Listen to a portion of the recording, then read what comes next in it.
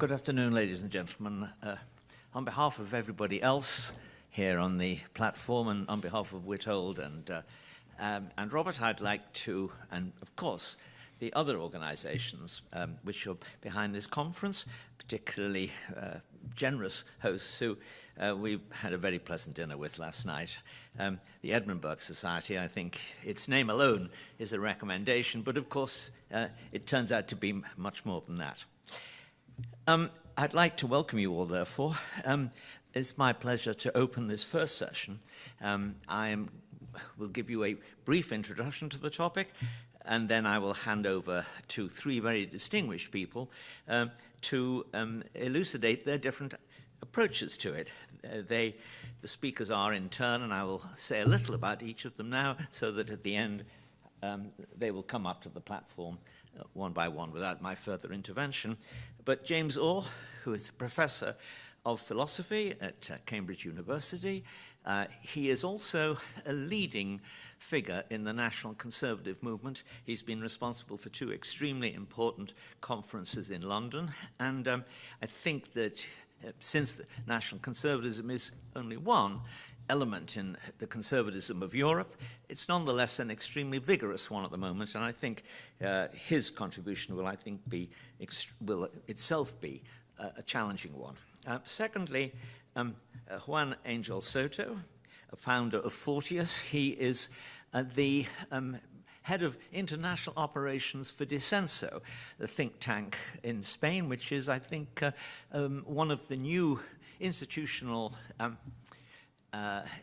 intellectual, I should have said, inventions of recent times, and is playing a big part in the revivification of the Spanish right, a divided right, but one in which conversations and innovation is actually very fertile at the moment.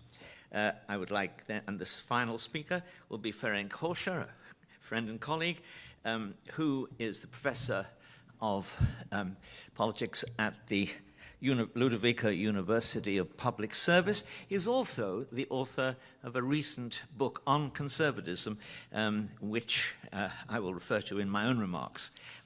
As I mentioned, I am the president of the Danube Institute in Budapest and play a part in the very interesting and, I think, important political arguments of that society and city.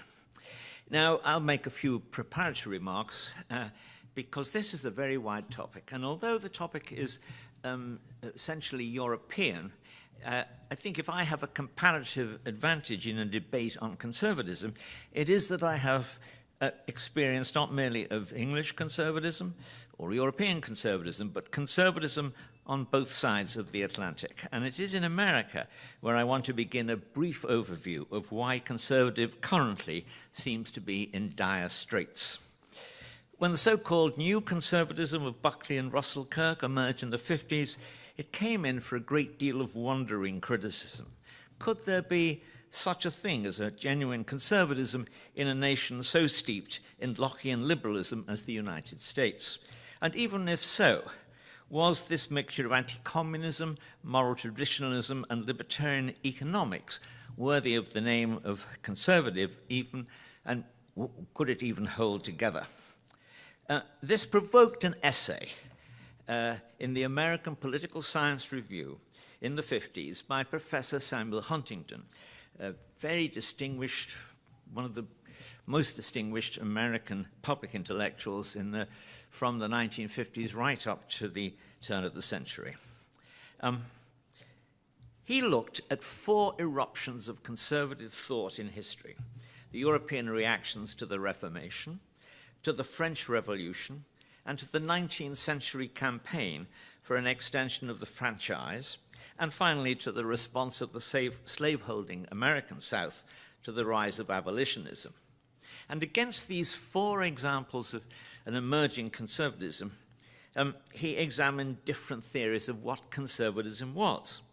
From this, he concluded that conservatism was not a narrowly specific ideology, justifying aristocratic resistance to the French Revolution, for instance. Burke, after all, had defended not only feudal French institutions, but also commercial English and princely Indian institutions with fundamentally the same arguments, the same conservative arguments. Nor was conservatism an autonomous system of ideas, universally valid, such as order, balance, and moderation. I think Ferenc has got a special interest in the conservatism of moderation. The reasons why it does not appear in history all the time, or even randomly, but only at times of great political upheaval. Conservatism, he concluded, was that system of ideas employed to defend established institutions when they came under fundamental attack. Not every attack should be resisted, of course. To preserve the fundamentals, change on secondary issues might sometimes be accepted. And once a social system was decisively overthrown, conservatism counsels acceptance of the new status quo and may even defend it against future attack. For as Huntington himself puts it, when the foundations of society are threatened, the conservative ideology reminds men of the necessity of some institutions and the desirability of existing ones. Now that may seem familiar enough, but that's deceptive. For embedded in Huntington's argument are two quite novel points. First, when a country is at ease with itself, conservatism is largely unnecessary. It will exist, but as a set of prudent maxims. Existing institutions embody the wisdom of previous generations. Prejudice, experience, and habit are better guides than reason, logic, and abstractions. But these ideas will have little political purchase. They won't be necessary. When something like the French Revolution comes along, however, these maxims become vital political truths. Huntington again. The impulse to conservatism comes from the social challenge before the theorist, not the intellectual tradition behind him. Men are driven to conservatism by the shock of events, by the horrible feeling that a society or an institution which they have approved of or simply taken for granted may suddenly cease to exist. Huntington's second point is that when political institutions come under such attack, it is hard, maybe impossible, to defend them in terms of their own justifying principles. They might be freedom or equality, prosperity, or whatever. The radical critic can always point to a gap between the noble ideal and the inadequate practice, and the defender is driven onto the defensive. It is in these circumstances that the defender willy-nilly turns to conservative arguments. There are any number of examples of liberals who, seeing liberalism under attack from radicals to their left, either surrender guiltily or advance a conservative defense of their own liberal institutions. Burke himself was, of course, a Whig. Applying this logic to the new conservatism of Buckley and the rest, Huntington argued in effect that it was only half a conservatism. Those new conservatives who were mainly concerned to oppose international communism as a fundamental threat to America's liberal institutions, those he could endorse very enthusiastically, in fact. The threat was real, and so was the conservatism. Domestically, however, this is written in 1956, he felt that America under its 50s liberal dispensation was in a state of such prosperous contentment that there was no real challenge to existing institutions, and the new conservatives were left flailing at ideological windmills rather than at real enemies. But Huntington did not believe that this political peace would continue long. America's liberal institutions would soon come on a sustained radical attack, and then it would be liberals who would step forward to defend them with a truly conservative conservatism. That was a very prescient but also flawed prediction. The flaw was that Huntington expected the challenge to be international rather than domestic. And even here, he could claim the Vietnam War as a catalyst for the revolution and the radicals. The prescience was that a decade later, the 60s radicals issued a comprehensive denunciation of American liberalism and its central institutions, namely the university, as oppressive. Many liberals at once capitulated and embraced the radical critique as their own, but a minority rejected it forcefully, developed a politics around defending liberalism against the radical challenge, and neoconservatism was born. In the space of a decade, the neoconservatives were subsumed into a wider conservatism that also included libertarians, moral traditionalists, cultural conservatives, and nationalists. It may well be that the single most important result of the 60s revolution was to give the United States the rich, varied, and sophisticated conservatism that went on to win the 1980 election and then the Cold War. But that conservatism, like the conservatism in Britain and in most European countries at the moment, is now uncertain, divided, and in the doldrums. How did that happen? Conor Cruise O'Brien points out in his introduction to Burke's Reflections, he points out that students reading the Reflections tend to assume it was written during the Terror, 3 years after its publication. Indeed, the passion that Burke invested in attacking the revolution initially struck his own contemporaries as exaggerated and hysterical. English conservatism gelled in resistance only when the predictions that Burke had divined from the trend of ideas were confirmed by the bloodstained trend of events, by the evidence that these ideas had been passionately embraced by a wide swathe of the French people, by the unavoidable challenge of the armed doctrine that was Jacobinism. What is happening today that most resembles that slow spread of Jacobinism? Any answer must be to some degree speculative, but my own is that the next, or indeed the current great challenge, can now be seen in the gradual undermining of democracy and the shift of power and decision-making from institutions that are accountable to the voters to those which are either accountable to no one but or to themselves, or that inhabit a constitutional limbo where they cannot easily be held to account. We see the harbingers of this challenge across the First World in 3 developments: the shift of power from legislatures to bureaucratic agencies and the courts, accentuated and aggravated by over-government, the shift of power from nation-states to supranational bodies, not subject to any serious democratic accountability, and the development of anti-democratic ideas that, lagging behind events, serve to justify these new political practices and to defend the new loci of power.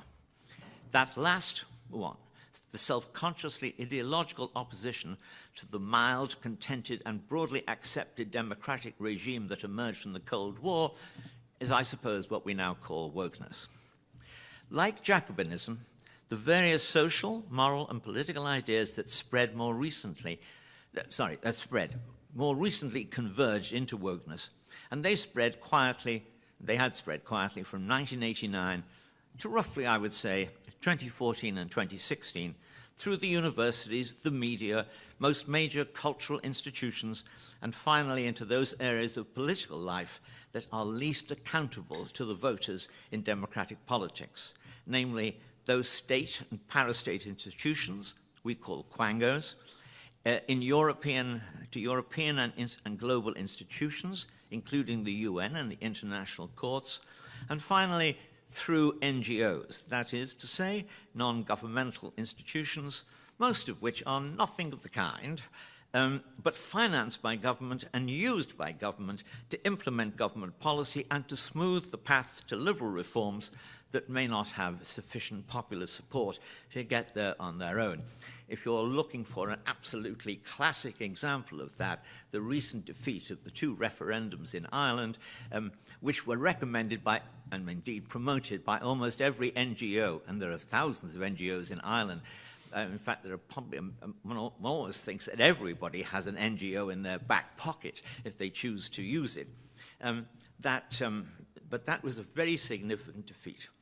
The overall result of this kind of politics, what I would describe as a liberal oligarchic politics, above and beyond national democracy and democratic accountability, is what we are now seeing almost everywhere.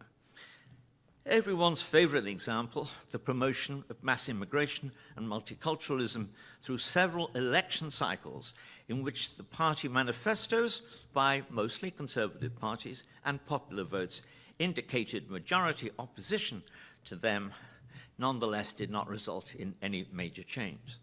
Eventually, of course, people notice that they don't seem to get what they vote for, and they then rebel, moving towards parties that promise the same things more credibly.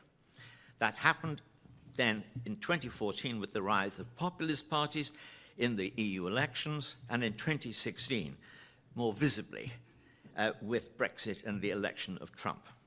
At that point, post-1989 politics changed clearly and self-consciously and paradoxically. The liberal oligarchic parties moved to protect their rule against the democratic populists, because that's what they are. Populists are Democrats operating in an unfavorable atmosphere created by the oligarchs. And the democratic populists at the same time developed, both these sides of politics developed their own self-consciousness, and they saw the liberal oligarchs as oppressive managers of a fake democracy. Conservative parties were now placed in a difficult position. They had been in much of Europe the lesser half of governing coalitions, and even when they were providing those coalitions with the majority of parliamentary votes. Witness the grand coalitions that have spread across Europe, and in particular spread to the European Parliament in the last few years, which have legislated and enforced the fundamentally liberal agenda. The conservative parties on these occasions enjoy the benefits of office, and they don't want to lose that power. But their voters have seen not benefits but losses, and loss itself in the Huntingtonian sense in that agenda of the establishment. Moreover, their voters and the lefts were changing places, working-class voters moving right, and middle-class voters, especially the public sector middle classes and intelligentsia, moving left.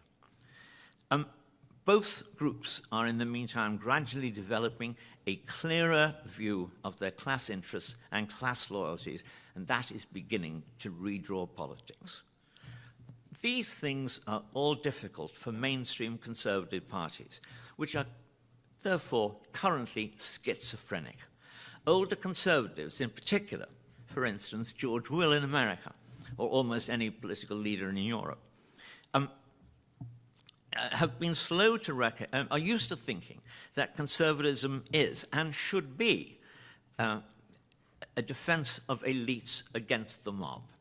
They have been slow to recognize that the mobs today are composed of lawyers, artists, and social scientists, while the ordinary people instinctively sense that wokeness and its constituent elements are fraudulent, averse to common sense, and hostile to democracy, because it won't deliver what the left wants.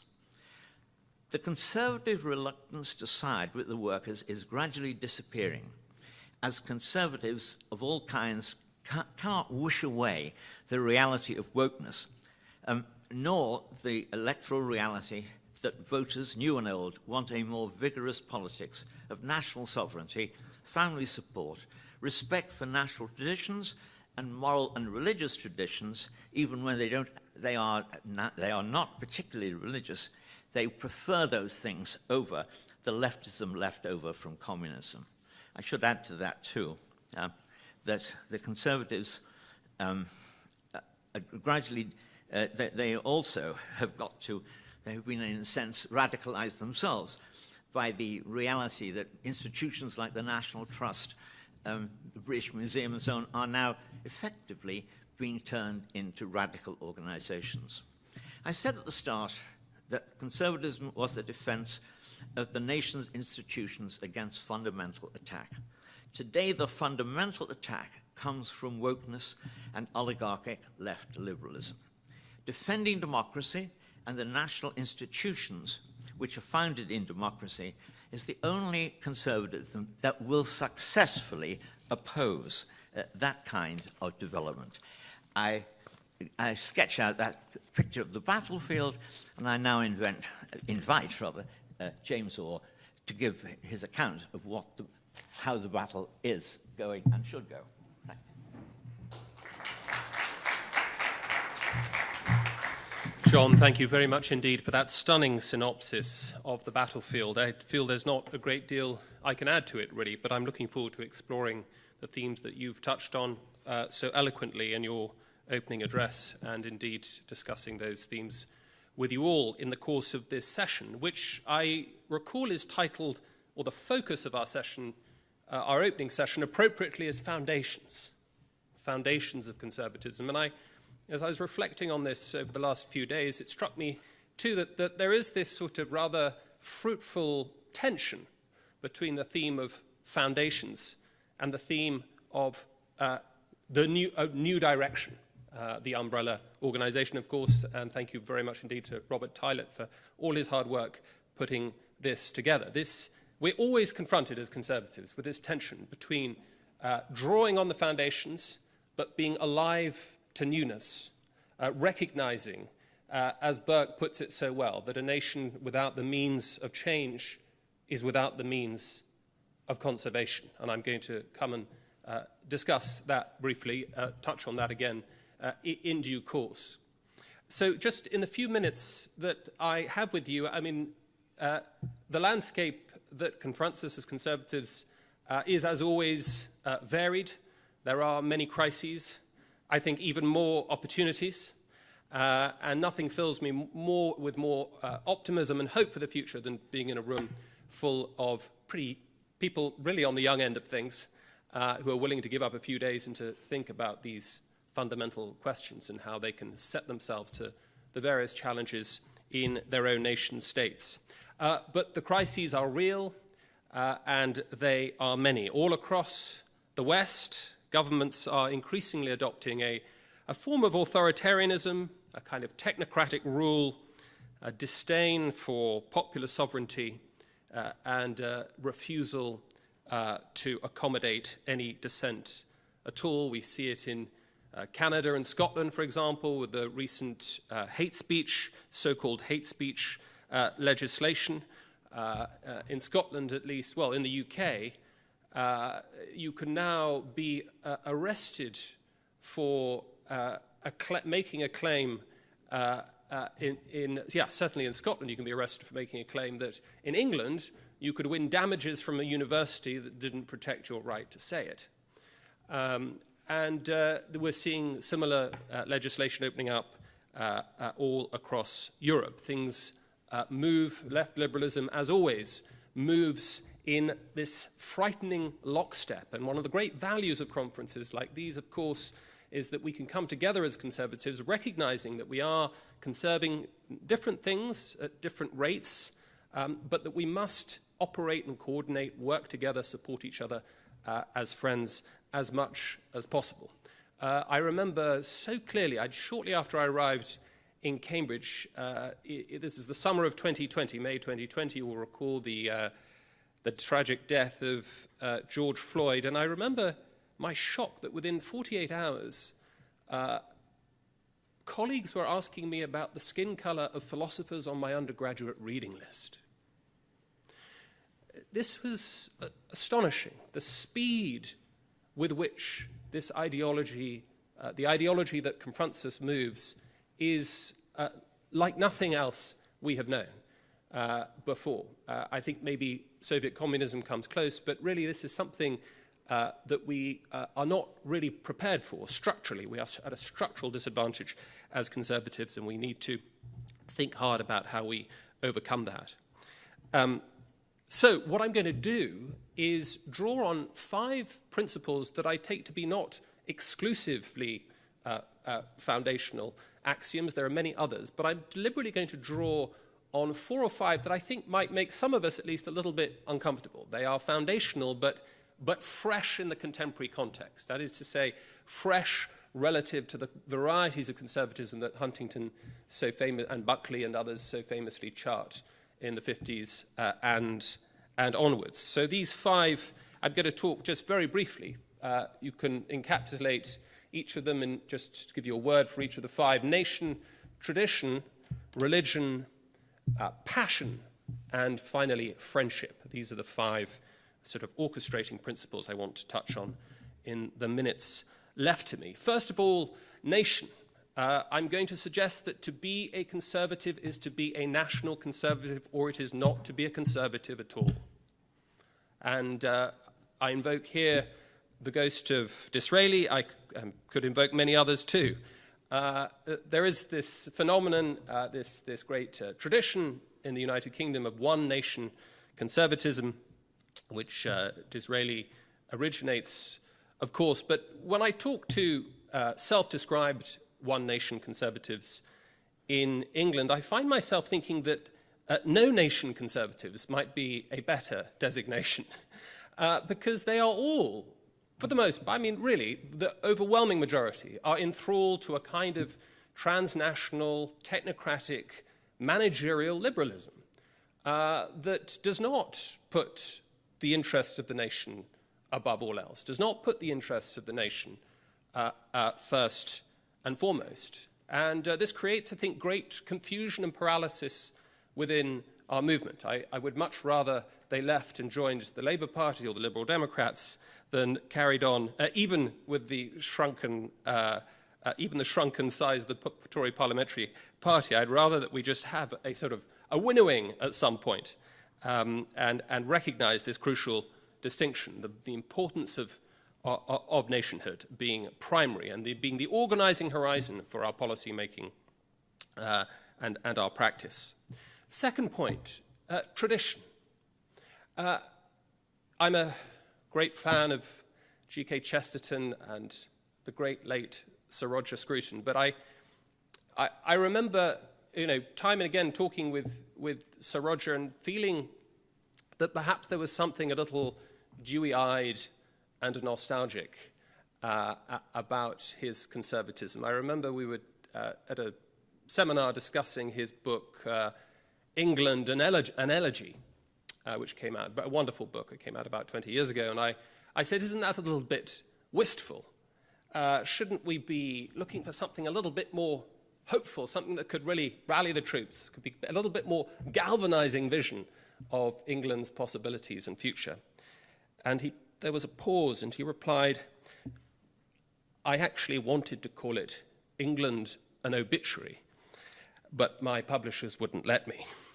And the Scrutonian, Chestertonian tradition in conservatism, I think, risks a kind of paralysis, risks inducing a kind of paralysis, that we get too lost in the past, a past that often never was. And so we are confronted with this challenge of how we incorporate and integrate what's best of the traditional, but give it new life, leave something that future generations can proudly invoke as traditions originated by us, renewed by us, and passed on. I think here of somebody like T.S. Eliot. I don't know, we've had an Englishman in Disraeli, let's have an American now in T.S. Eliot for item 2. T.S. Eliot's famous essay, Tradition and the Individual Talent, 1919. It's well worth a read if you just sort of swap out, conservative, reflective conservative for poet.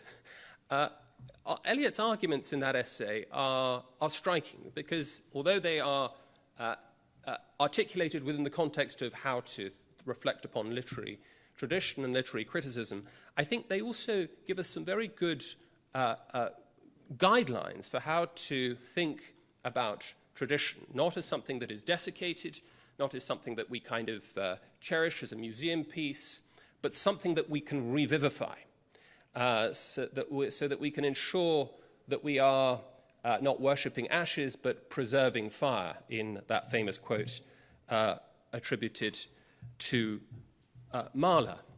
And Eliot's work attests to this. The work that he would publish, of course, 3 years later, The Wasteland, and onwards all through the 20s and into the full cortex of the 1930s, are wonderful models of, as it were, modernist poetry, but completely attuned to the European literary tradition. Every single line invokes, looks back to, but also revivifies and forges afresh what had gone before.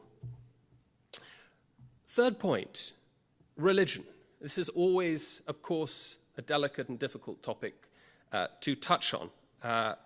We do not have windows into men's hearts, and we do not want to be prescriptive on this front. But I would suggest that secularism is, for the most part, hostile to an authentic conservatism, inasmuch as it denies too much of what any conservative should wish to preserve.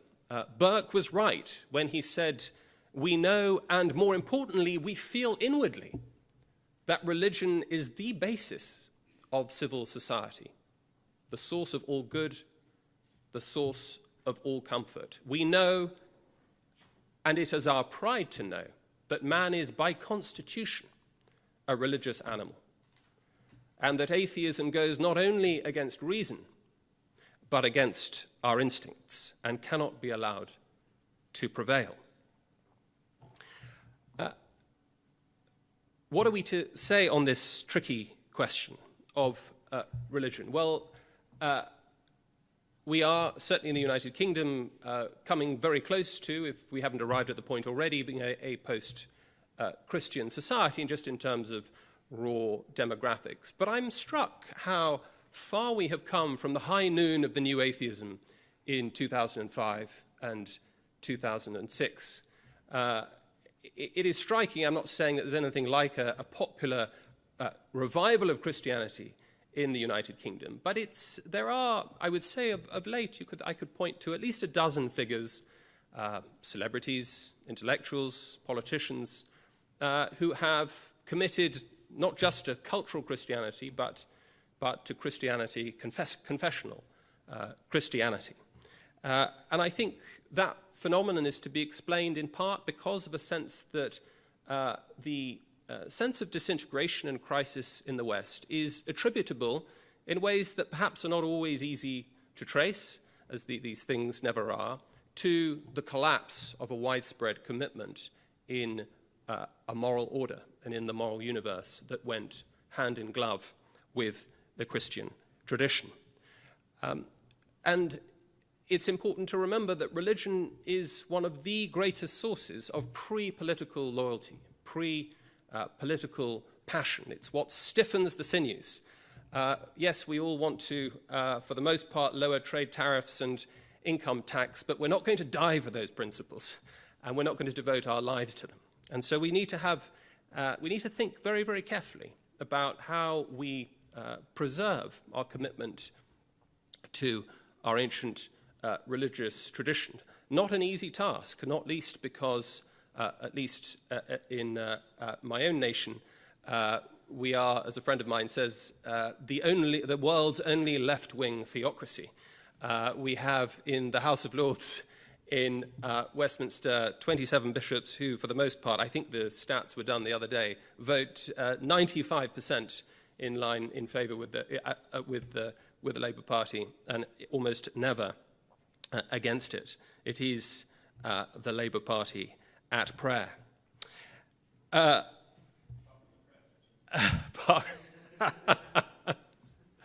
Fourth, this question of feeling, passions.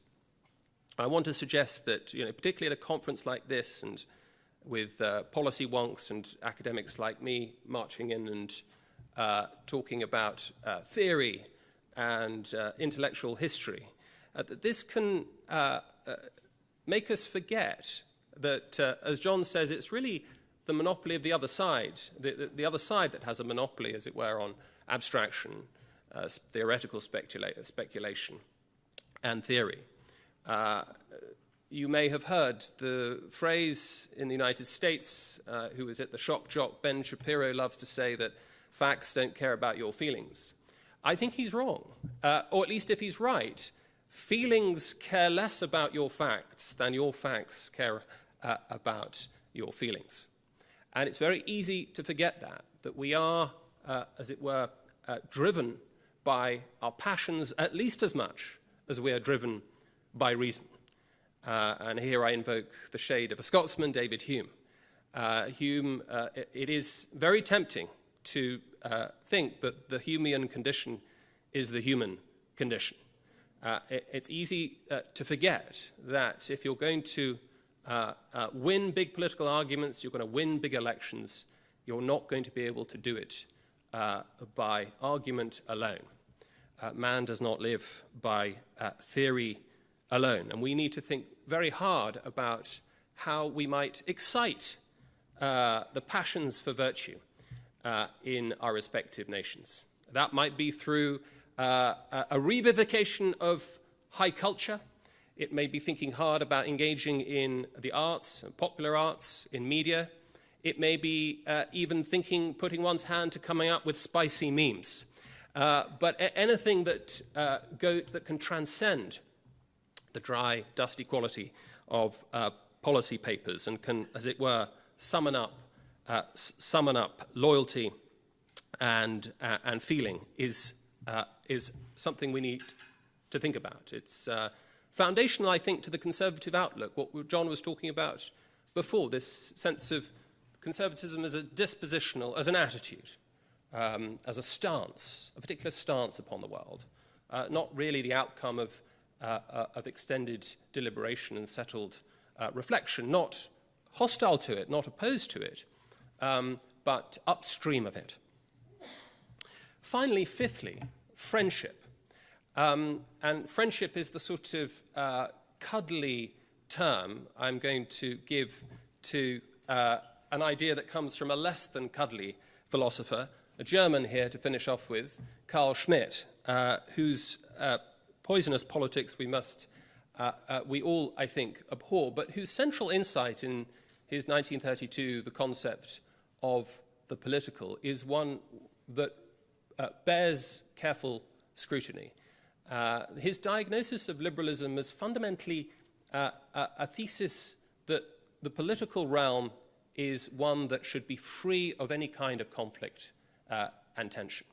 The sort of depoliticizing tendency of liberalism is one that is a problem that confronts conservatives more and more. This is the famous friend-enemy distinction that he makes. And just to be clear, I mean, he understands friendship in terms of public friendship, those who, as it were, are on your side, and enemies not in terms of your individual enemies whom you should love and whom you should try to forgive and get on with, but the public enemies, that which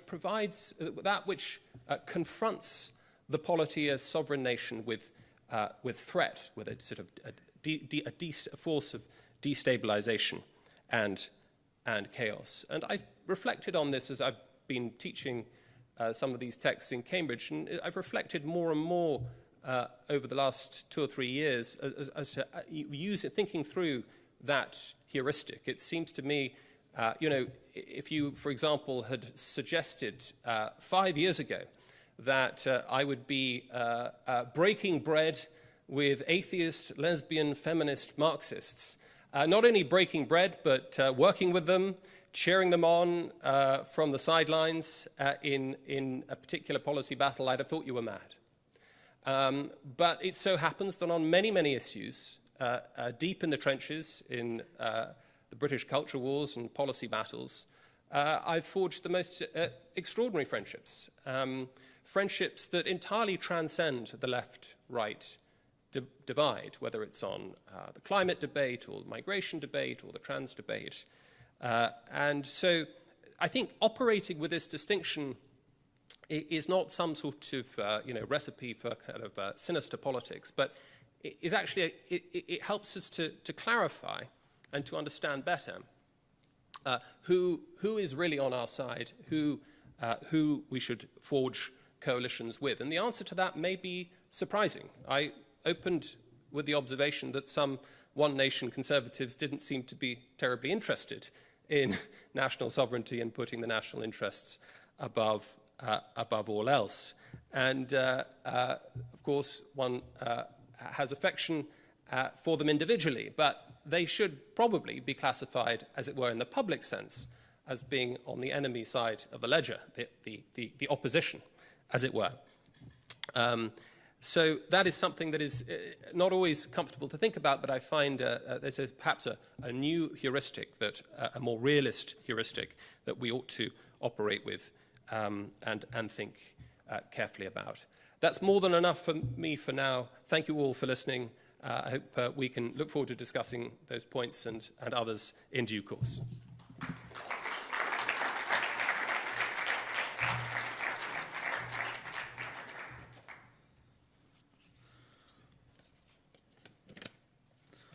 Well, thank you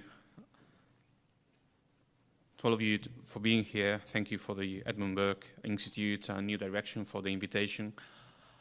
I had prepared some fancy reflections on the fundamentals of conservatism, but I'm afraid, and I apologize in advance, that I'm going to improvise because of the kind of intellectual inspiration and also provocation, I guess, from the remarks made by John and James. So I've been taking notes, and I think I'm going to talk about really threats to the fundamentals of conservatism, internal threats, actually. So this is going to be a kind of an internal critique that I hope also sheds light into some of those fundamentals of conservatism. Now, the most important, and these are four internal threats that I see. Now, the most important one, as it often is when it comes to the most important concepts in political philosophy, which is that of liberty, I think we need to come up with a conservative definition or a meaning of liberty. Because conservatism, and John referred to this, is very good at being at the defensive mode, at resisting. It becomes active, or it gets activated when there are threats around. But it's not so good when it gets into the offensive. So, for instance, if you think of it in the way Isaiah Berlin thought of it, with this dichotomy of freedom from, as a negative liberty, freedom from coercion, from state intervention, from intervention into our lives, and on the other hand, freedom to, freedom for. Now, we are very good at the first, we are not good at all in the second, because that's also more complex. Because if we regard freedom not as an end, but as a means towards something else, that requires us to define a common project, a common good, a conception of a good life. And that also begs the question as to what conceptions of the good life should be well tolerated, should be accepted, should be reasonable in our societies, and what should be the role of government in pursuing that telos, that conservative telos, say, especially in highly divided societies or in pluralistic societies, as the ones we live in the West. So there is this tension of authority and liberty. And again, as we see conservatives gaining some ground in many countries, reaching power in some others,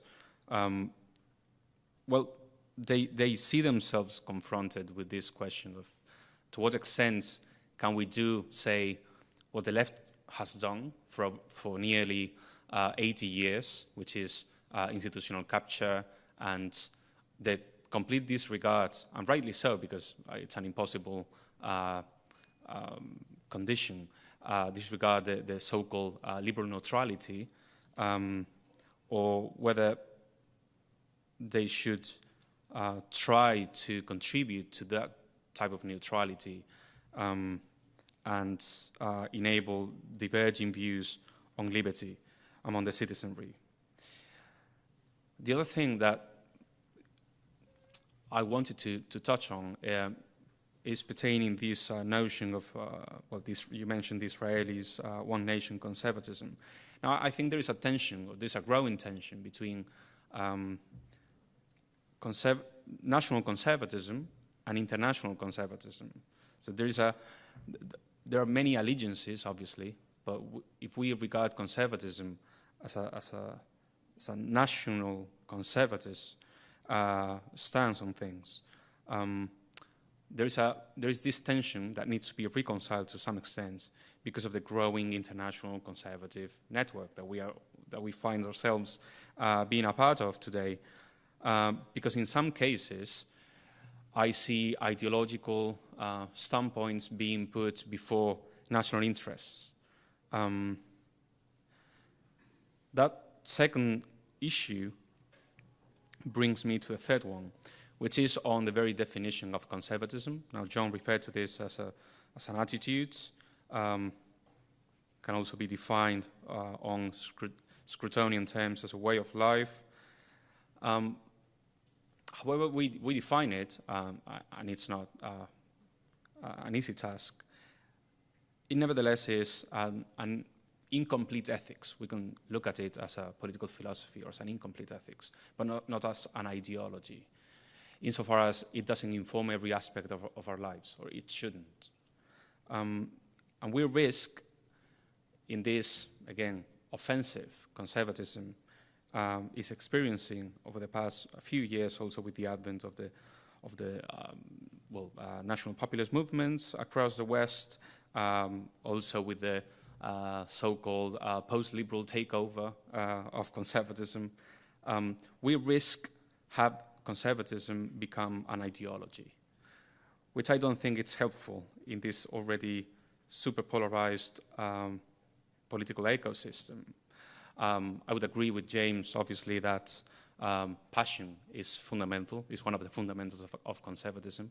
And not that he has said this, but I would argue that passion shouldn't be reduced to a populist discourse, which is for the most part what we see around.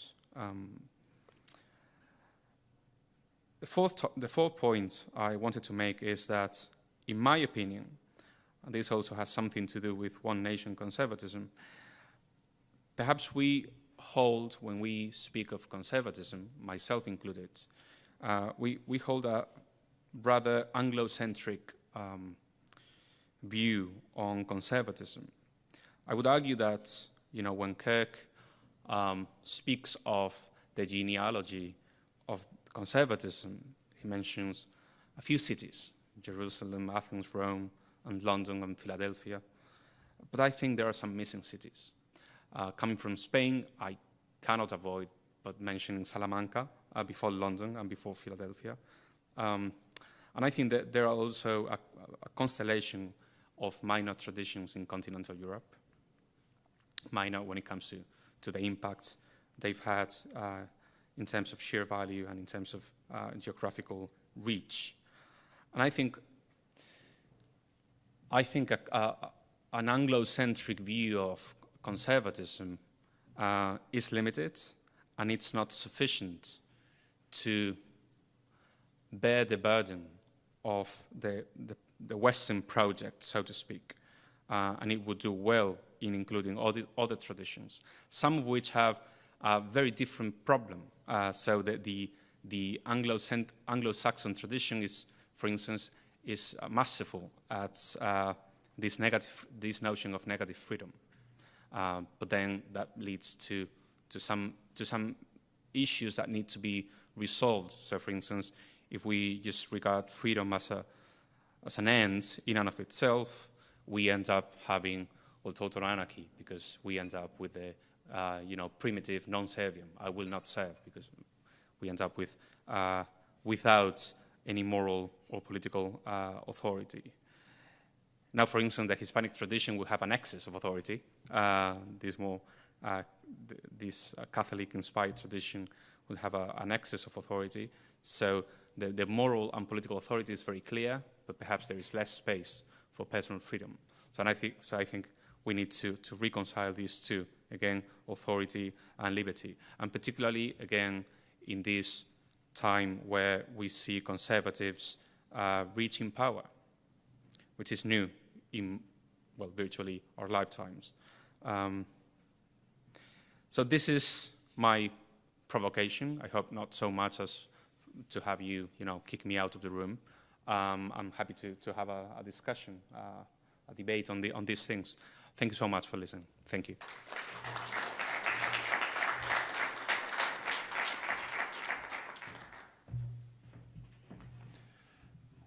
Ladies and gentlemen, dear friends, I'm very happy to be here, and I prepared a short presentation, and I will keep it just in order to try to give my ideas, my rationale, why I am a conservative. I've been working on conservatism for some time, and this is a great opportunity for me to try to give an account of it in a way that might help those of you who are young enough to have an open field, a battlefield that might be, but still you have to find your own ways in that battlefield. You have to find your own sympathies, your own camp. So why do I think that you should look for conservatism in politics?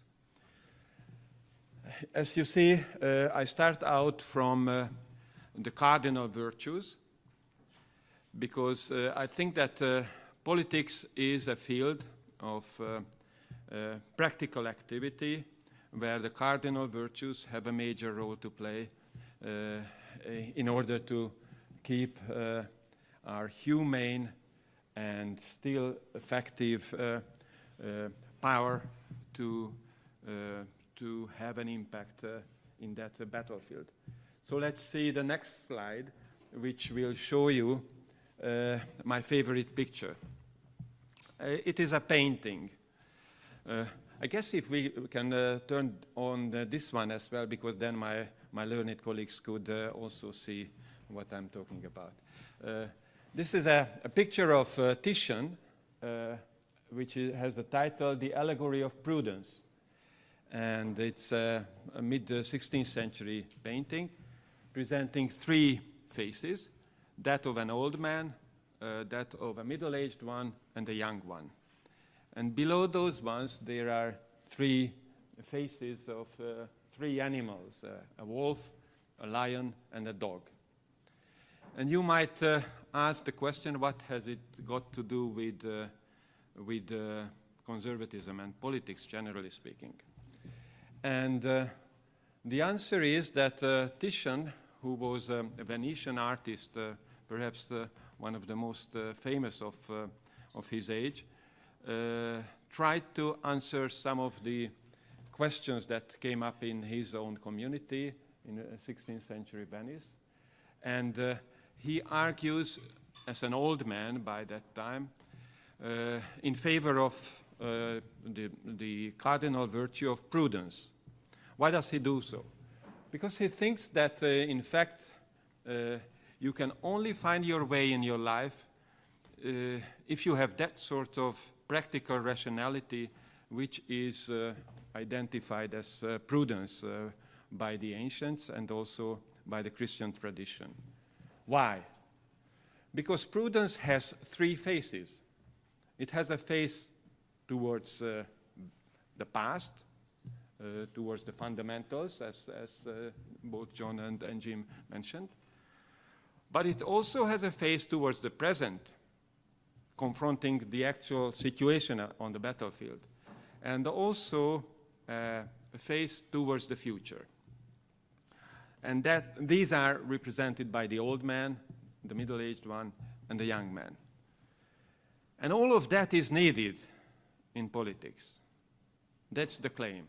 It's not enough to have the fundamentals. It's not enough to confront the political arena. And it's not enough to address the new direction. What you need to do is to have all the three in the same time. That's the challenge. And the Latin inscription on that painting reads that from the experience of the past, the present acts prudently, lest it spoil future actions. That's the idea. Next slide, please. So that's the understanding from which I started my research on conservatism sometime in 2005, I guess, in Wassenaar in Holland. That was actually parallel with the establishment of the Wannenberg meetings and the Wannenberg Society. So that's perhaps one of the moments when intellectual conservatism came back on the battlefield. And as you see on the cover of that book, I defined conservatism with these three concepts: prudence, moderation, and tradition. John has already mentioned that moderation is quite important for me. It's the other major cardinal virtue in the classical and the Christian tradition.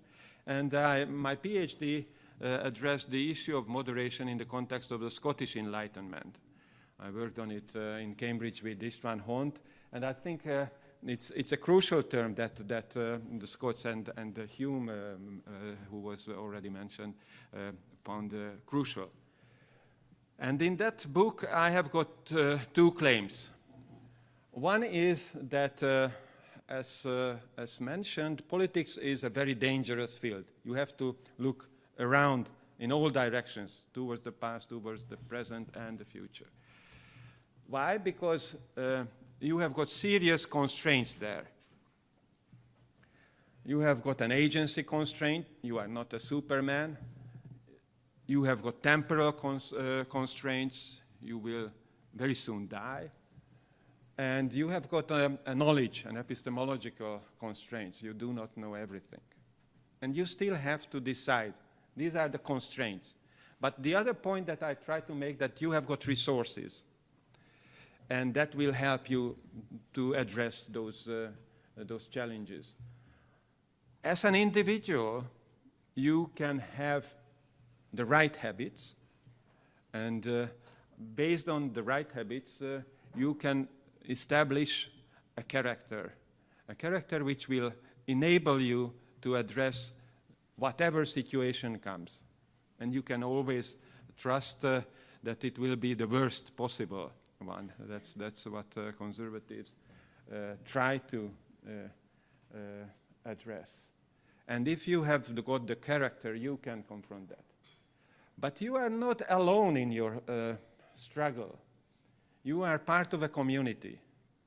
And in fact, that's helpful, as already mentioned, the nation, but there is a lower level. Your locality is just as important, your family, your religion, but also the supranational level. You are also a European. This session is on the fundamentals of European conservatism. And we have got things together that we share together. So it's also important to see the communal aspects. Why? Because traditions, institutions, and in fact, the whole political culture will help you when you will not be able to address the problem on your own. Next one, please. And based on that insight into the constraints and the resources, I argue in favor of what I call an Aristotelian idea or concept of conservatism. Aristotelian in the sense that it's based on practical wisdom, on prudence, on phronesis, as Aristotle called it. And his example is Pericles. He was not really fond of Pericles. Intellectuals are quite critical about politicians, and I am an intellectual myself, so I know it from my own experience that that's the case. But you appreciate those who do their job properly, and Pericles did it well. Why? Because he obtained that sort of character based on political wisdom, on practical political wisdom, on the phronesis of the politician. Next slide, please. But it's not something out of date. Aristotelian ideas survived, and that's because they had a lot to say to later generations.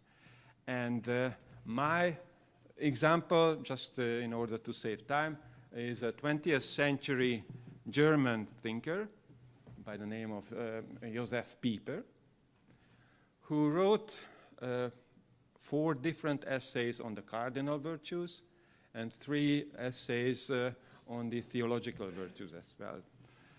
And his book on prudence, on the cardinal virtue of prudence, argues that in fact prudence helps you to have the reality check on your thoughts and on your ways of life, because it's not simply a rational methodology, an ideology or whatever.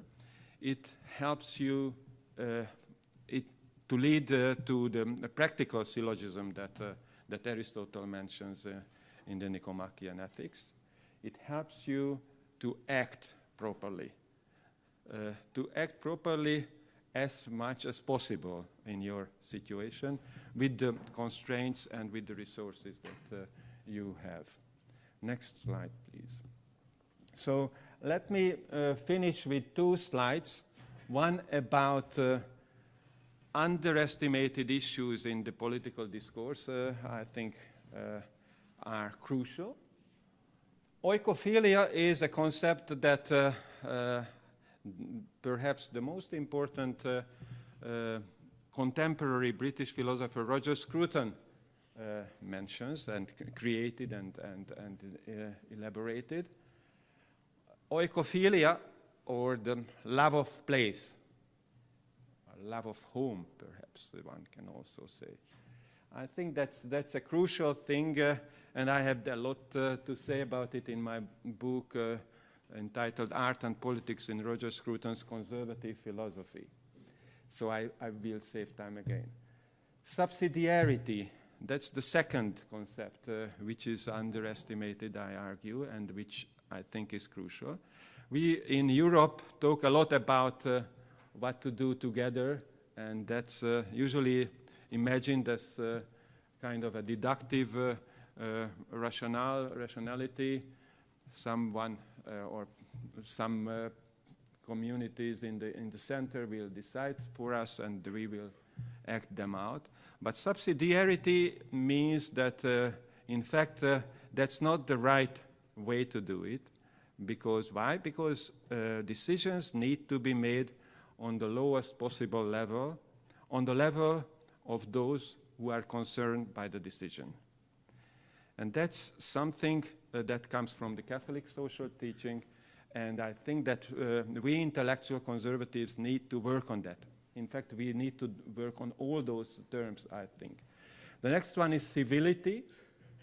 I'm right now in the process of finishing a book on civility, because I think that we did forget about it, not only theoretically, but also very practically. And I think that we conservatives cannot win the culture war without remaining civil. That's, I think, the difficulty on our side. And finally, the middle classes. I take it, this notion from Aristotle, but also understand it in the 19th and 20th century meaning of the term. I think that we need societies with strong middle classes. Without that, we are lost. We conservatives cannot defend our culture, our civilization, and that's something that we need to do for the others as well. So it's not simply a conservative value, it's the value for the whole society that we are part of. And finally, two basic axioms of conservatism. First, culture is upstream from politics. I did not talk much about politics. Why? Partly because this is an event for intellectual conservatism and not for politics. And I think that we conservatives underestimated the relevance of intellectual conservatism, but recent years have brought kind of a renaissance of that sort of activity, and I think that in that sense we learned a lot from liberals who were quite good at that for some decades. And that's because politics is not so important if we disregard the cultural basics of it, if you want the fundamentals of it. Without culture, without the proper political culture, we cannot achieve any success on the long term.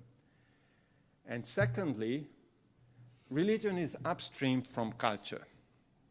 This is an idea that again comes back in a number of authors. Eliot was already mentioned, Scruton was mentioned. I think it's a basic insight into the nature of human communities that in fact, if you go to a city like Dublin or to Salamanca, what you will see first is of course the tower of the church. That's the axis of the city around which its life is organized. There is no culture without religion. That's what is our basic conviction. And I will leave it here. And I hope that we will have some nice conversations and discussions. Thank you very much.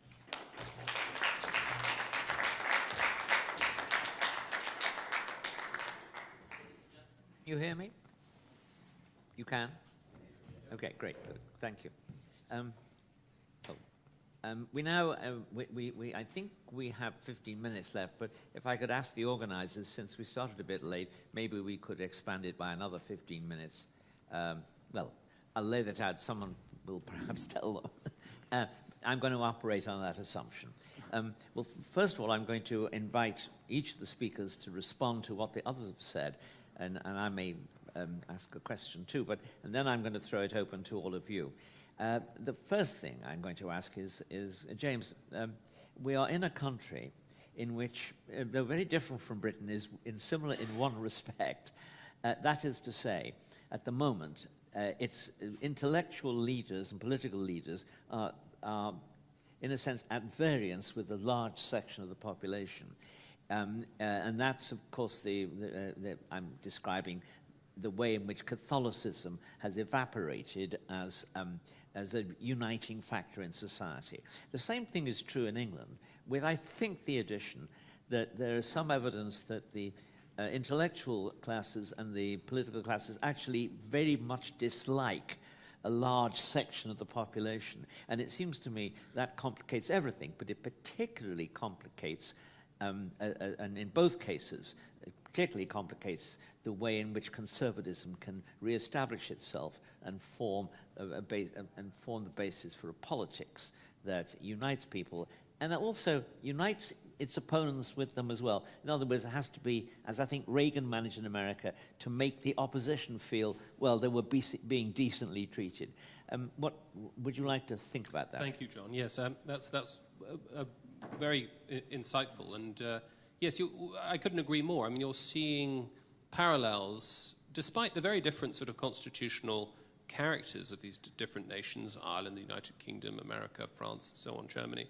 You're seeing similar sort of chasms opening up between elites, between ruler and ruled, between the metropolitan elites and, shall we say, the working classes and the forgotten middle class. And it's something that is, a strategic challenge for all of us. And I'm just thinking through. I mean, we've in Britain got a good 5 years at least to think through how we might overturn this almost unprecedented majority that the Labour Party won back in July. And are there examples of how it's done well, of how you can really build from the ground up in fundamentally pre-political ways? Can one draw alongside people and encourage them, help them in ways that provides the kind of the conditions for a grassroots movement that can find political expression and ultimately electoral victory? It has been done. It has been done very successfully in various parts of the world. I'm thinking of RSS, which is the sort of nuclear grassroots movement that propelled eventually the BJP to power and dislodged decades of sort of dynastic socialism in India. I'm thinking of the Momentum movement that reached its peak about 7 or 8 years ago in the United Kingdom, this sort of grassroots Labour Party movement that propelled Jeremy Corbyn to power. Even the Cinque Stelle in Italy, and I think the best example of all, the civic circles movement that Fidesz founded, I think, just more than 20 years ago. Now, whatever one thinks of the actual politics of these different parties, just in terms of sort of practical solutions to how you can, as it were, try to overcome the democratic deficit, this gap between ruler and ruled, those provide, I think, some examples of how we might set about confronting the challenges that face us. Thank you. Any of you like to comment on that? Well, I would also add that there are some opportunities that appear. So, for instance, well, I guess since the 60s, the socialist parties across Europe forgot about the working class. So they thought the working class was going to disappear, right? Because of the ultimate victory of the West against the Soviet evil empire. And they decided to translate the Marxist dialectics to other realms, to sex, to race, to identity politics as we know it today. So the working class, suddenly was an orphan, a political orphan, that has now found some protection, some voice in national populist movements with deep conservative views on many, many things. So that has been an opportunity for conservatives across the West. Those are Trump's deplorables, for instance. You mentioned the importance of the middle class, but currently the voters' base of some of these conservative movements is the working class across the West. Yes.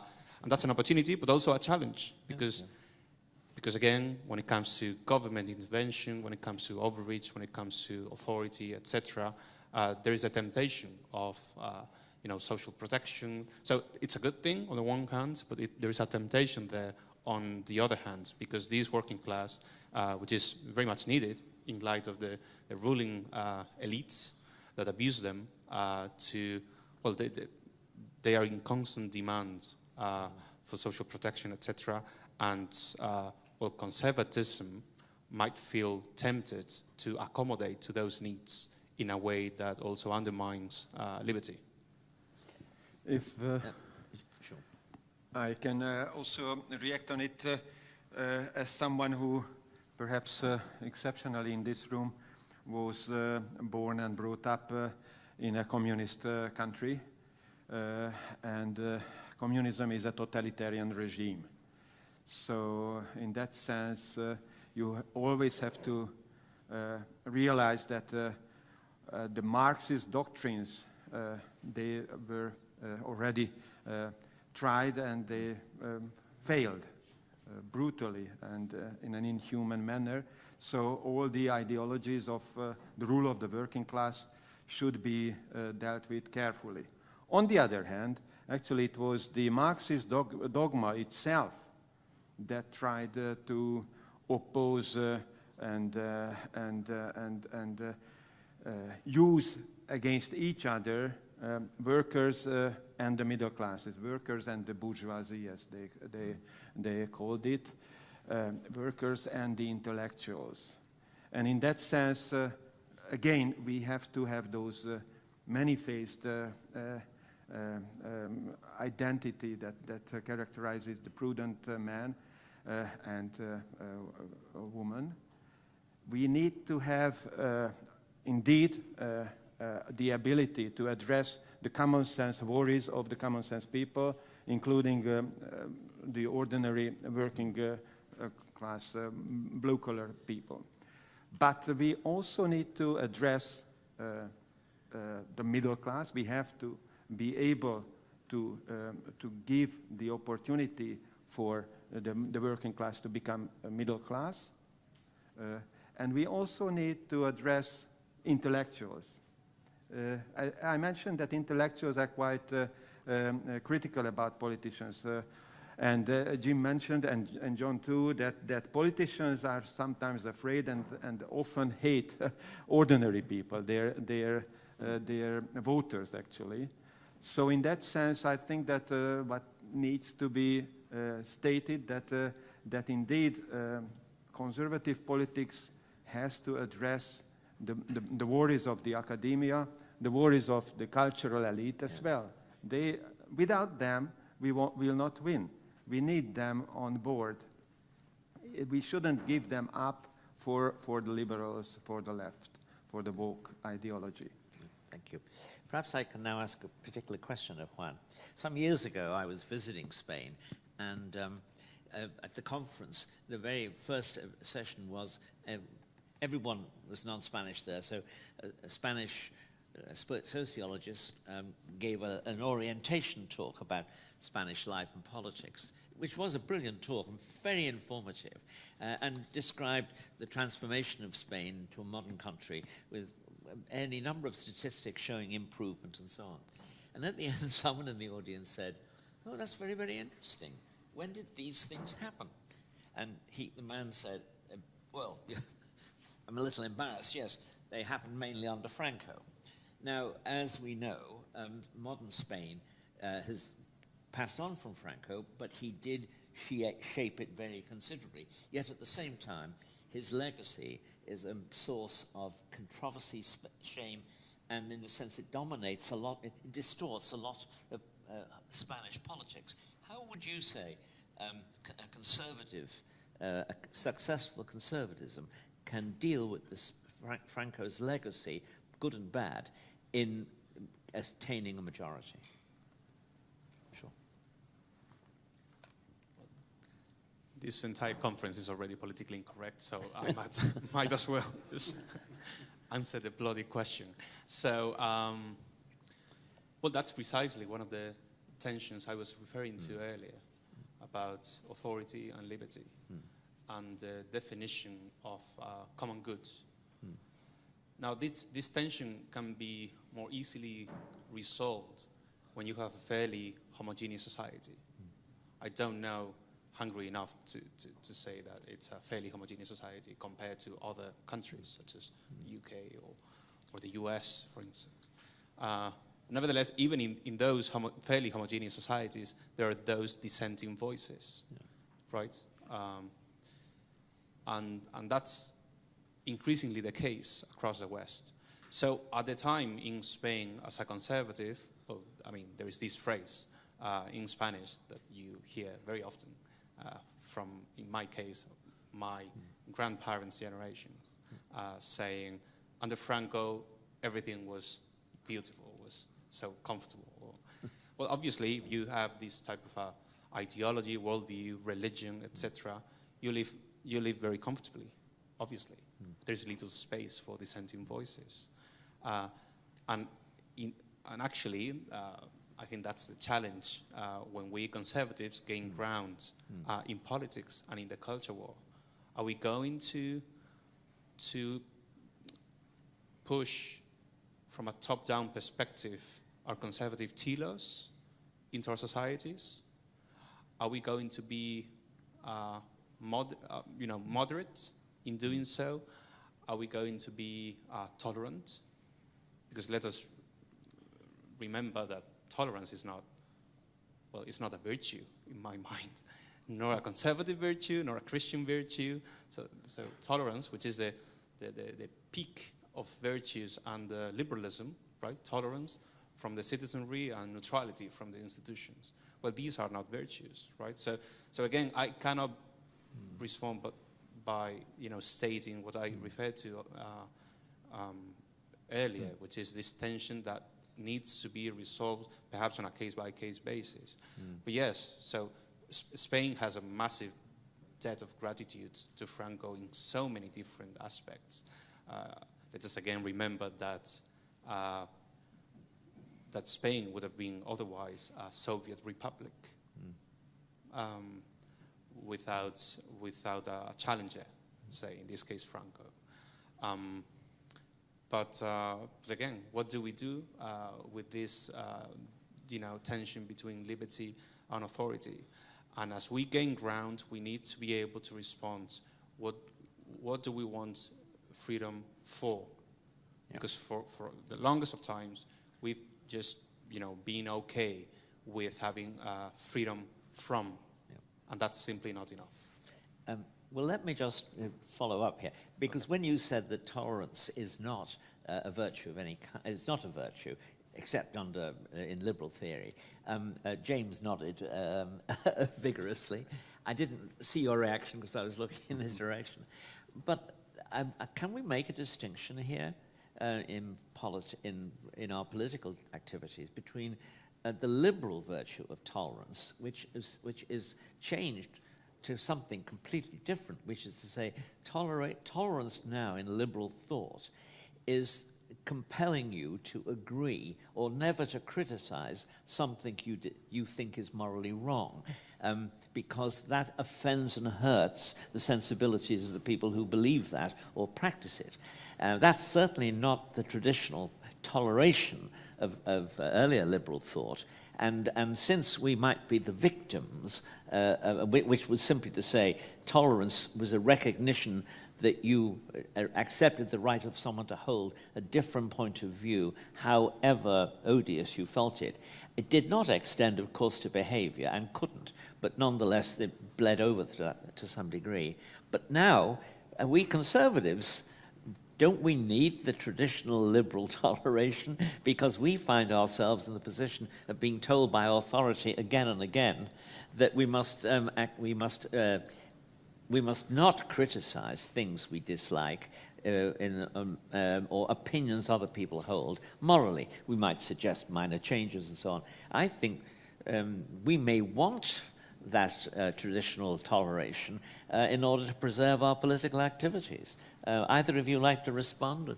Well, I mean, just briefly, that traditional liberal toleration also presupposed a fairly homogeneous society. I mean, when you hear people saying, well, I don't think they never talk about God, well, but because it was obvious that God existed.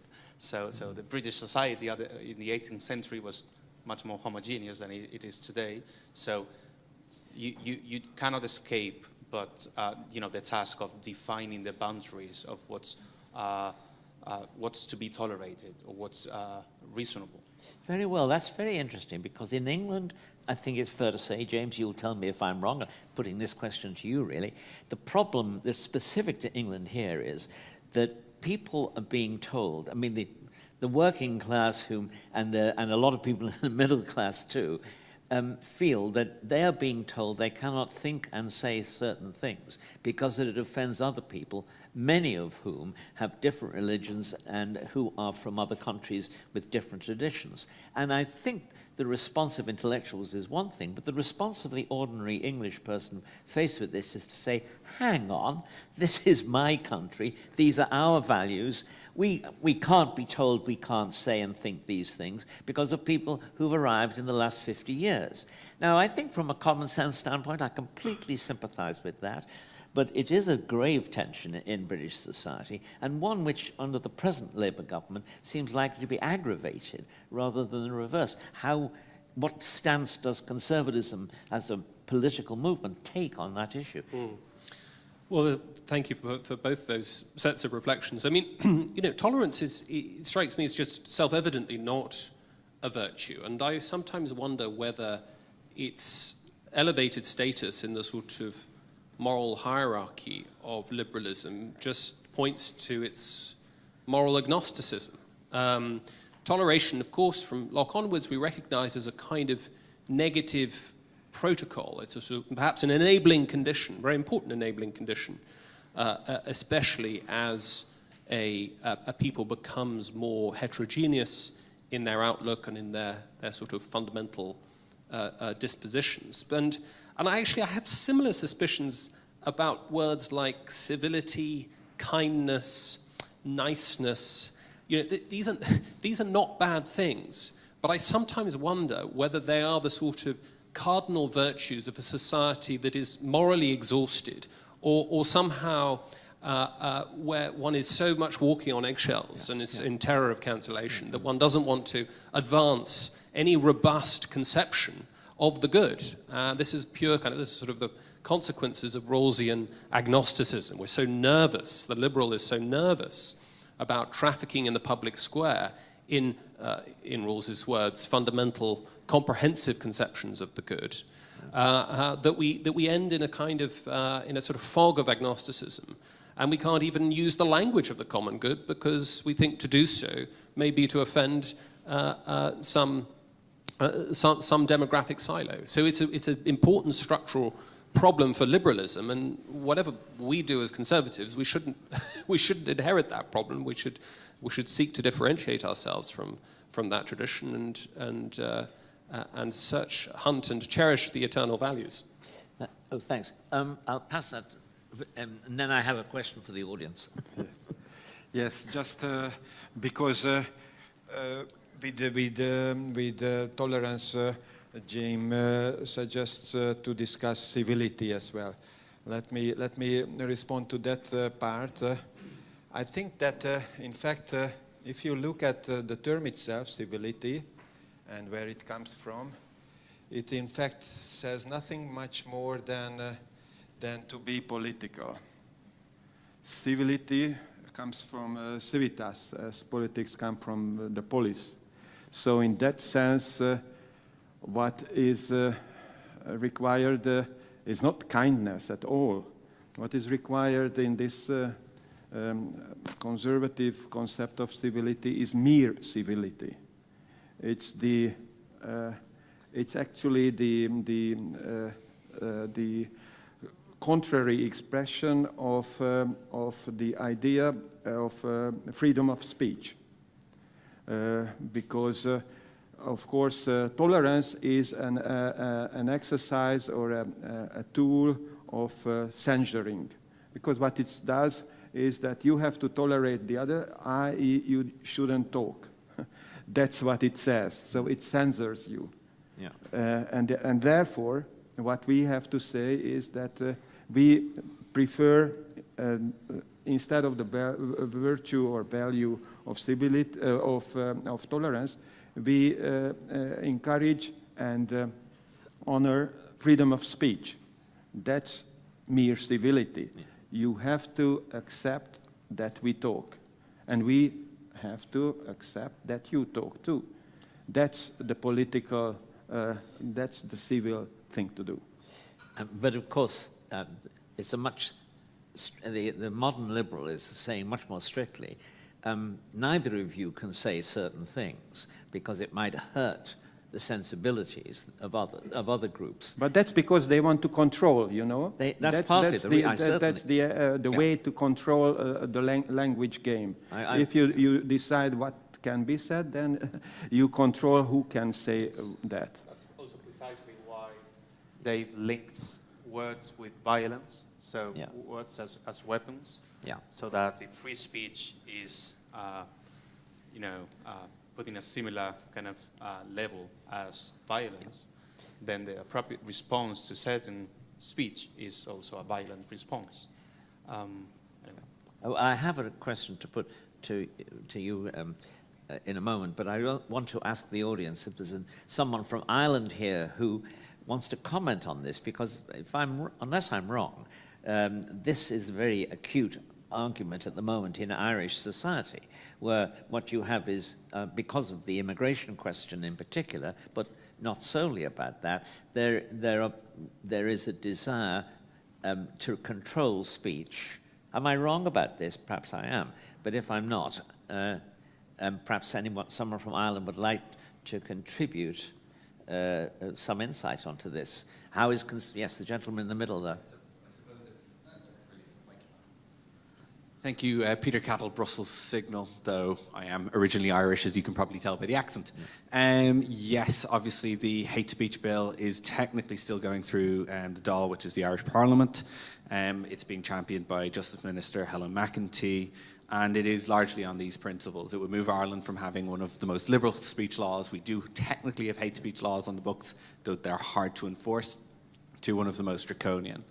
There has been some resistance. It was going through the Parliament without really being noticed by anyone, as a lot of bills do, until there was some efforts on the ground. I know Free Speech Ireland, I have helped them in the past as well.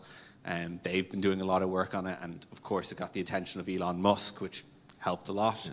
But Ireland is very kind of default setting liberal, to quote Andrew Breitbart, because largely post-independence, the idea of being conservative has been inherently linked, at least in my view, to Britain. And so both our main parties, Fine Gael and Fianna Fáil, have fallen into a very kind of centre-left, don't rock the boat view, to the point that many people here struggle to tell the difference between one party and the other on policy issues. So this actually leans a bit into the question of what should we do in terms of the national versus international conservatism. Mr. Orr made a reference to the idea of the nation being important in terms of what it means to be a conservative, but how does it play in? Like, I'm going to take a German example. Can you be a German conservative versus, let's say, if you're pro-Bavarian independence, can you be a conservative then? Or could you even lean maybe more pro-pan-European? I operate in Brussels and I hear people with relatively socially conservative viewpoints but hold far less faith in the individual nation state as most people, I'd imagine, here do. So what do you think of that? Okay, thank you. Would you like to come in? Yes, I didn't mean to advance the idea that to put the nation above all else means that we can't have any kind of notion of what it might be to be a family of nations. In fact, quite the reverse. I think only if one has confidence in the importance of the principle of national sovereignty can one respect one's other neighbours as nations and not as economic trading zones or member blocks of highly federated international more than alliances. I mean, blocks, as it were. But I take your point. It's never a simple. It's never simple to define what a nation is. I mean, in the United Kingdom, for example, I mean, we often get national conservatives often get attacked for being, well, we are not one nation. We're four nations. These are devotees of the National Health Service and the new National Trust. They're happy to use the qualifier national in certain respects, but never when it applies to conservatism. And so I think there's a lot. I think actually pre-devolution, certainly pre-Blair's sort of 98, 99, the 2000 acts. Actually, I think we were quite comfortable in the UK, as I think Bavarians are. Was out there in July and spoke to some, with a sort of this notion of a kind of nested nationalism, a kind of micro-nationalism. That is to say, there isn't any prima facie conflict between being a loyal Brit and a loyal Scot. Now, that has been, the tension has been exacerbated by, I think, a misplaced application of the principle of subsidiarity to Scotland, Wales, and Northern Ireland. But anyway, we could get into that. But I take your point. It's not straightforward. But I think on balance, conservatives are going to lean more towards a family of nations conception of how we get along as nations, as opposed to big, democratically unaccountable federated fusions. Thank you. I'm now going to ask you one final question. Unless Robert tells me, this has to be the last one. Okay, thank you. Obviously, all of the discussion so far, well, most of it has been on the assumption that there are difficulties for conservatives in the political life of all our countries, because the cultural life in our countries is heavily biased against us. Now, there is one country in which the government is making a serious effort to change that. I mean, the Hungarian government has a cultural policy of a positive kind, which is seen in very few other countries. Most of the Conservative governments in England have been running organisations like the British Council or the Arts Council on the express idea that British culture was something which should really be multicultural. I mean, it's very extraordinary. But how do you estimate the success of the Hungarian government in this enterprise? And secondly, how do you judge whether or not it's doing it well and whether or not it's making mistakes and should do other things? Well, you have got nasty questions to us, but that's why we are here. Let me be clear, and I have already said it publicly, so that will be not something new. That I think that in that respect, the Hungarian government is on the wrong track. Do you want to go further? Sure. I just wanted to make it possible for you to assess what I was saying. And I think that it's important to see that indeed there are a lot of achievements on the communal field, on the social level, on the rebuilding of civil society that Jim mentioned, like the civil circles and so on. But I think that in cultural issues, politics should be anyway very careful. And what is happening is what we in Hungary call the elephant in the porcelain shop, which means that you cannot do things in the cultural sphere with the brutal means of politics, because what you will do is destruction. And that's not, perhaps it's sometimes good, but then let's take it seriously. That's a distraction.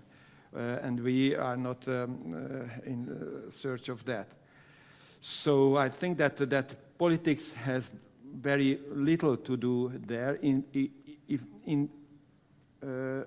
only just to make it possible for things to happen freely in that field without ideological biases. So in a way, to liberate the language of culture and allow the workshops of the individual artists to produce what they think is best according to them. Freedom of speech, freedom of thought, mere civility, let it go.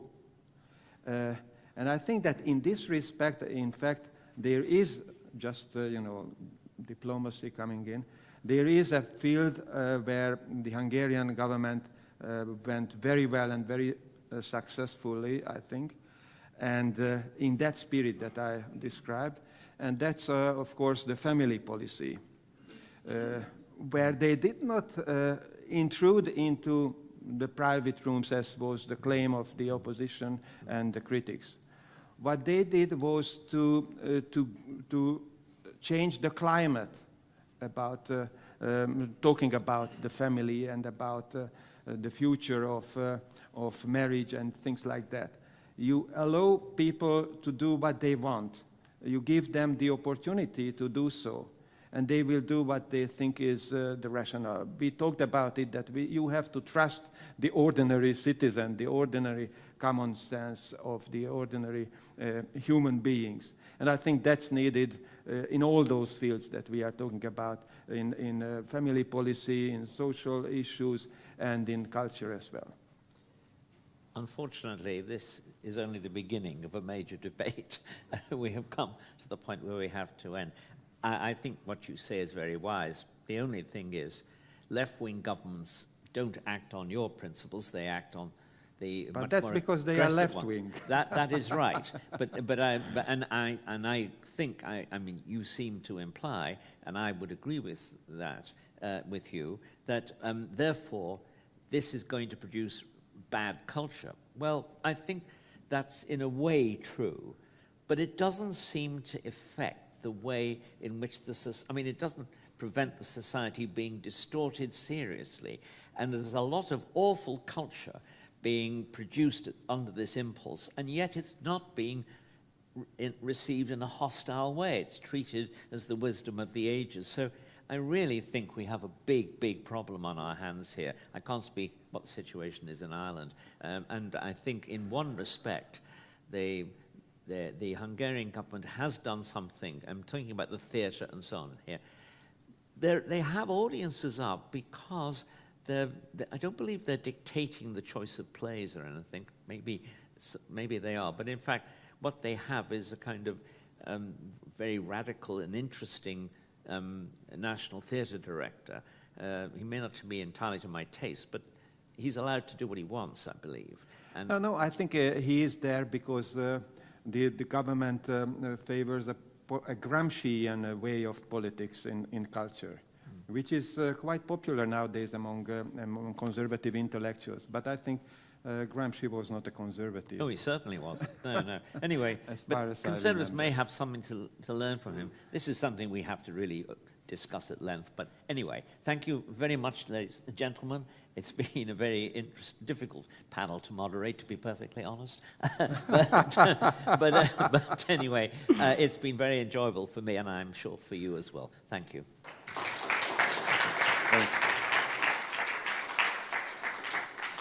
Good. Thanks very much.